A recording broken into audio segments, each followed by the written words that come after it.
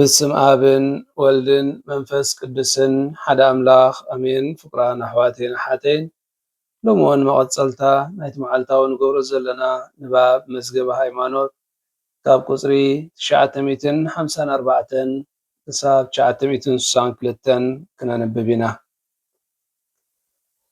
أب سماين مدرن نايزلا بيت خرسيان سوتافي قصري 954 ናይ ቤተ ክርስቲያን ሰለስቲኡ ሃለዋት ህይወት ጎይታ ብክብሪ ክመጽእ ከሎ መላእኽቲ እውን ምስኡ ኣብ ዝመጹሉ ሞት ክሰዓር እዩ።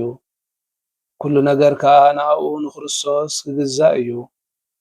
ሕጂ ግን ገሊኣቶም ካብ ደቂ መዛሙርቱ ኣብዚ ምድሪ እዚ ጋና ነጋድያን ኮይኖም ዝቕጽሉ እዮም። ካልኦት ከዓ መይቶምስ ኣብ ምንጻሕ ዘለዉ ከምኡውን ካልኦት ድሮ ኣብ ክብሪ ብምእታው ኣብቲ ምልኣት ብርሃን ዘለዎ ነቲ ሓደን ስሉስን ዝኾነ ኣምላኽ ከምቲ ዘሎ ብምርኣይ ዘስተንትኑ ዘለዉ እዮም። ንሕና ኩልና እውን ብዝተፈላለየ ደረጃን ብዝተፈላለየ መንገድን ንኣምላኽ ኮነ ንፈተውትና ዘሎና ፍቕሪ ኣብ ሕድሕድና እናተሳተፍና ንነብር። ስለዚ ከዓ ክብሪ ንኣምላኽ ይግባእ እናበልና ነዚ ብርግጽ እውን እቶም ናይ ክርስቶስ ዝኾኑን መንፈሱ ዘለዎምን ሓንቲ ቤተ ክርስቲያንን ይቁሙ። ኣብ ክርስቶስ ድማ ኣብ ሓድሕድ ይለግቡ እናበለ ብርሃን ኣሕዛብ ብዛዕባ እታ ምድራዊትን ሰማያዊት ቤተ ክርስቲያን ይዛረበና። ቁጽሪ 955 ምእንቲ ዝቶም ኣብ ጉዕዞ ዝርከቡ ምስቶም ድሮ ኣብ ዕርፍቲ ክርስቶስ ዝኣተው ዘለዎም ሓድነት ኣየቋርጽን እዩ። እኳ ደኣ ብተጻዩ ብመሰረት ቀጻሊ እምነት ቤተ ክርስቲያን እዚ ሓድነት እዚ በቲ ናይ መንፈሳዊ በረኸት ምልዋጣት ደልዲሉ ይርከብ። ቁጽሪ 956 ኣማልድነት ቅዱሳን ምስ ክርስቶስ ብቐረባ ተዋሂዶም ስለ ዝኾኑ እቶም ኣብ መንግሥተ ሰማይ ዘለዉ ንመላእ ቤተ ክርስቲያን ኣብ ቅድስና ክጽውዕዋ ይርከቡ። በቲ ኣብ መሬት ከለዉ ኣብ መንጎ ኣምላኽን ሰብን እንኮ መንጎኛ ብዝኾነ ክርስቶስ ኢየሱስ ዝረኸብዎ ዓስቢ እንከቕርቡ ምእንታና ናብ እግዚኣብሔር ኣቦ እንካብ ምምላድ ኣየቋርጹን እዮም። ስለዚ ከዓ በዚ ሕኖታዊ ሓሊኦም ኣብ ዳምኻምነትና ብዓቢኡ ክንሕገዝ ንርከብ። ቅድስቲ ተሬዛ ነዚ ሓሳብ እዚ ክትገልጽ ኣይትብከዩ ከመይሲ ብድሕሪ ሞተይ ብዝበለጸ ክሕግዘኩም እየ ካብቲ ብሂወተይ ሽዑ ዝበለጸ ብቕዓት ክሕግዘኩም እየ እቲ መንግሥተ ሰማይሲ ኣብዛ ምድሪ ሰናይ ነገር ኣብ ምግባር ከሕልፎ ምደለኹ እናበለት ኣብቲ ሰዓት ጊዜ ሞታ ትገልጸሎም። ቁጽሪ 957 ምስ ቅዱሳን ዝርከብ ሱታፌ ነቶም ኣብ መንግሥተ ሰማይ ዘለዉ ከም ኣብነት ጥራሕ ብምጥቃስ ኣይኮንናን ንጥምቶም ንሕውነታዊ ፍቕርን ግብራውነቱን ብዘሎና መንፈሳውነት ቤተ ክርስቲያን እትረኽቦ ናይ መንፈስ ሓድነት ኣጸቢቑ ይድልድል። ምስቶም ከማና ነጋድያን ዝኾኑ ክርስቲያን ዘሎና ሱታፌ ኅብረት ናብ ክርስቶስ ከም ዘቕርበና ምስ ቅዱሳን ዘሎና ሱታፌ ኅብረት ድማ ከምኡ ምስ ክርስቶስ የዋህደና። ካብቲ ምንጩን ርእሱን ንሕዝቢ እግዚኣብሔር ከዓ ሕይወቱን ዝኾነ ክርስቶስ ኩሉ ጸጋታት ይሕፈስ። ሰማዕትነት ፖሊካርፖስ ዝተባህለ ንክርስቶስ መጠን ወልደ እግዚኣብሔር ነምልኾ ንሰማዕታት ድማ ንጎይታ ከም ዝተኸተልዎን ከም ዝመሰልዎን መጠን ነፍቅሮም። እዚ ከዓ ግቡእ እዩ። ከመይ ብመንጽርቲ ንጉሶምን መምህሮምን መዘና ኣልቦ ተወፋይነትን መንፈሳውነትን ኣርእዮም እዮም። ንኣና እውን ብጾቶምን ተኸተልቶምን ይግበረና ይብለና። ቁፅሪ 958 ሱታፌ ሕብረት ምስ ሙታን ካብ ፈለማ እዋናት ዘመናት ክርስትና ኣትሒዛ ቤተ ክርስቲያን ናይቲ መላእ ምስጢራዊ ኣካል ኢየሱስ ክርስቶስ ሱታፌ ብምግንዛብ ኣብ መንጎ ነጋድያን ኣባላታ ዝኽሪ ሙታን ብዝግባእ ከም ዝኸብር ክትገብር ጸኒሓ እያ።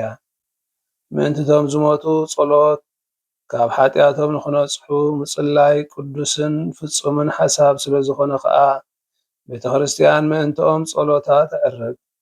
ምእንታቶም እነዕርጎ ጸሎትና ንኣቶም ጥራሕ ዘይኮነ ዝሕግዝ ኣማልድነቶም ንኣና ዝበቅዕ ምእንቲ ክኸውን እውን ይገብር እዩ። ቁፅሪ 959 ኣብ ሓንቲ ስድራ ቤት ኣምላኽ ንሕና ኩልናቶም ደቂ እግዚኣብሔር ዝኾናን ብክርስቶስ ሓደ ስድራ ቤት እነቕውምን ዘበልና ንሓድሕድናን ተተፋቐርናን ኣብ ውዳሴ ቅድስቲ ስላሴን ተሰሚርናን ዝተዓመቐን ዝረቐቐን ፀዋዕታ ቤተ ክርስቲያን ብእምነት ፈጺምና ማለት እዩ። ብሓፂሩ ቁፅሪ 960 ቤተ ክርስቲያን ናይ ቅዱሳን ሱታፌ እያ። እዚ ኣባህላ እዚ ቅድሚ ኩሉ ንቅዱስ ነገራት ቅዱሳት ማለት ንቅዱስ ቁርባን ዘመልክት እዩ። ናይቶም ኣብ ክርስቶስ ሓደ ኣካል ዘቆሙ ምእመናን ሓድነት ዝገልጽን ዝረጋገጽን ኣብ ቅዱስ ቁርባን እዩ። ቁፅሪ 961 ሱታፌ ቅዱሳን ዝብል ቃል ንርእሱ ናይ ሰባት ቅዱሳን ሱታፌ እውን የመልክት። ንሳቶም ኣብቲ ምእንቲ ኩሉ ዝሞተ ክርስቶስ ኮይኖም ነፍሲ ወከፍ ምእንቲ ክርስቶስን ምስኡን ዝገብሮን ዝፃወሮን ስቃያትን ንኩሎም ዘፍሪ ይኸውን። ቁፅሪ 962 እቶም ጋና ኣብዚ ምድሪ ኣብ ምግደት ጉዕዞ ዘለዉ ኮነ እቶም ኣብ መስርሕ ምንጻሕ ዝርከቡ ሙታን ከምኡውን ኣብ ሰማይ በፂሖም ዘለውን ኩሎም ሓንቲ ቤተ ክርስቲያን ኣብ ዘቆሙ ናይ ኣመንቲ ክርስቶስ ሱታፌ ንኣምን። ኣብዚ ሱታፌ እዚ በቲ መሓሪ ዝኾነ ፍቕሪ ኣምላኽ ቅዱሳንን ንጸሎትና ኣቓልቦ ከም ዝወሃቦ ንኣምን። ፍቁራን ኣሕዋተይን ኣሓተይን እዚ ሎሚ ዘንበብናዮ ክፍሊ መዝገበ ሃይማኖት ብዛዕባ ሱታፌ ናይታ ተጓዓዚትን ኣብ ሰማይ ዘላ ቤተ ክርስቲያንን እንታይ ከም ዝመስል ዝገልጽ እዩ። እምበኣር ሓድነት ዘለዋ ምዃና ኣብቲ ናይ ትማሊ ንባብና እውን ከም ዝጠቐስናዮ ኣብ 3 ክፋላት ክንሪኣ ንኽእል እታ ቤተ ክርስቲያን እታ ወዓዚት እታ ፒልግሪም ቸርች እንብላ እቶም ኣብ ምድሪ ዘሎና ክሳዕ ሞት እንቃለስ ምድራዊ ሂወትና ኣብ ምንባር ንርከብ ዘሎና ክትከውን ከላ እታ ሓንቲ እታ ካልኣይቲ ድማ ተነሳሒት ቤተ ክርስቲያን ፕሪፋይንግ እቶም ኣብ ንስሓ ቦታ ዘለዉ ነፍሳት ንዕኦም ዝሓቆፈት ተነሳሒት ቤተ ክርስቲያን እናበልና ንሰማይ ገፃ እናንቃዓረረት እትጽበ ናይ ኣስተናጽሖ ስፍራ ዝኾነት ቤተ ክርስቲያን እያ። ሳልሳይ ከዓ ብርሃን ኣምላኽ ገጽ ኣምላኽ እናርኣየት ዝነብሩ ዘለዉ ቅዱሳን ኣብ ቅድሚ ቅድስቲ ስላሴ ህያዋን ኮይኖም ክነብሩ ዕድል ዝረኺቦም ዘለዉ ቅዱሳን ንዕኦም ዝሓቆፈት ቤተ ክርስቲያን እያ። ስለዚ ኩለን 3 ቤተ ክርስቲያናት እዚአን ነቲ ሓደ ክርስቶስ ዝኾነ ኣምላኽና ኣብኡ ሓድነት ዘለወን እየን። ኣብ መንጎአን ዘሎ ሕብረት ከዓ ፈፂሙ ዘይቋረፅ ወይ ድማ ዘይፈላለየ ነፃፂልካ ክረአ እውን ዘይክእል ሓንቲ ቤተ ክርስቲያን ከም ምዃና ዝገልጽ እዩ። እምበኣር ቅዱሳን የማልዱልና እዚ ከዓ እንታይ እዩ ኣብ ሰማይ ዘለዉ ቅዱሳን ምስ ክርስቶስ ብዝበለፀ ዝተዋሃዱ ስለ ዝኾኑ ንቤተ ክርስቲያን ብቅድስና ህያው ኮይና ንኽትነብር ይድግፍዋ ይጽልዩላ። ንሳቶም ኣብ ቅድሚ ኣምላኽ ቆይሞም ስለ ዘለዉ ምእንታና ካብ ምጽላይ የቋርፁ ብጸሎቶም ድማ ንደቂ ሰባት ንነፍሲ ወከፍና ይረድኡና። ስለዚ ልመና ቅዱሳን the intercession of the saints እንብሎ እቲኦም ቅዱሳን ምእንታና ዘማልዱ ዝጽልዩ ምዃኑ። ስታፍ ቅዱሳን እንብሎ ድማ communion of saints with saints ንቅዱሳን ነኽብረሉ ምኽንያት ኣብነት ስለ ዝኾኑና ጥራይ ዘይኮነስ ምስኦም ብዘሎና ናይ ፍቕሪ ሕብረት ብምልእታ ቤተ ክርስቲያን ኣብ ክርስቶስ ንኽጸንዕ ስለ ዝሕግዙና እዩ። ብጽቡቕ ህይወቶም ስለ ዝሓለፉ ጥራሕ ዘይኮነስ ምእንታና ጽልዩ ፍቕሮም ናባና ዘሕልፉ ህያዋን ኮይኖም ከዓ ምስ ኣምላኽ ገጹ እናረኣዩ ዝነብሩ ስለ ዝኾኑ እምበኣር ንሙታን ቤተ ክርስቲያን ካብ ጥንቲ ጀሚራ ነቶም ዝዓረፉ ምእመናን ብፍሉይ ትዝክሮምን ትጽልየሎምን በዚ ኢና ከዓ መስዋዕቲ ምእንቲ ዝሓለፉ ወገናትና እነቕርብ። ምክንያቱም ንስሓ ቦታ ኮይኖም ዕድኦም ክኸፍሉ ክጽበዩ ከለዉ ንሕና በቲ መስዋዕቲ ኣብ ምድርን ዘለና ከዓ በቲ መስዋዕትና ጌርና ናብ ናይ ዘለኣለማዊ ታሕጓስ ከም ንሳገሩ ንገብር። ስለዚ ጸሎትና ኣብ ረብሓ ዘለዎ እዩ። ምእንትኦም ዘኪርና ክንጽልን ምእንትኦም መስዋዕቲ ክነቕርብ ከለና እዚ እቲ ሕብረት ምስኦም ከም ዘለና ዝገልጽ እዩ። ምክንያቱ እሶም ካብ ሓጢኣቶም ክነጽሑ ምእንቲ ክንጽልየሎም ንሳቶም እውን ብወገኖም ብሓቂ ካብቲ ዘለዎ ንኽላቐቑ ካባና ዝጽበይዎ ናይ ጸሎትን ቅዳሴን ወፈያ እዩ።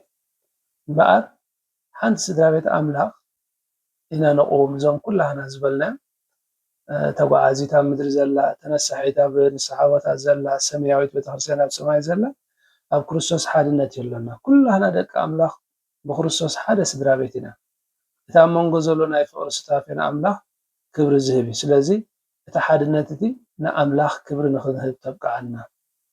ስለዚ ስታፌ ቅዱሳን ማለት ኩሎም ኣባላት ቤተክርስትያን ህያዋንን ሙታን ኣብቲ ክርስቶስ ዘርአየና ናይ ድሕነት ጸጋን ፍቕርን ሓበራዊ ወይ ድማ ተሓባበርቲ ወይ ድማ ናይ ሕብረት ህላዌ ከም ዝኾነና ዝገልጽ እዩ። እዞም ዝረኣናዮም ክፍሊ መዝገብ ሃይማኖት እምበኣር ሞት ንኣባላት ቤተክርስትያን ከም ዘይፈላልዮም ዘነጽሩ እዮም። እቶም ኣብ ሰማይ ዘለዉ ብልማኖኦም ምእንታና ክጽልዩልና ከለዉ intercessions of the saints ብኡ ይድግፉና። ንሕና ድማ ነቶም ኣብ መንጽሔ ኣብ ናይ ንስሓ ቦታ ዝርከቡ ዘለዉ ብጸሎትና ንሕግዞም ኩላህና ከዓ ብፍቕሪ ሓደ ንኸውን ሓድነትና ከዓ ኣብ ክርስቶስ ህያው ይኸውን ማለት እዩ።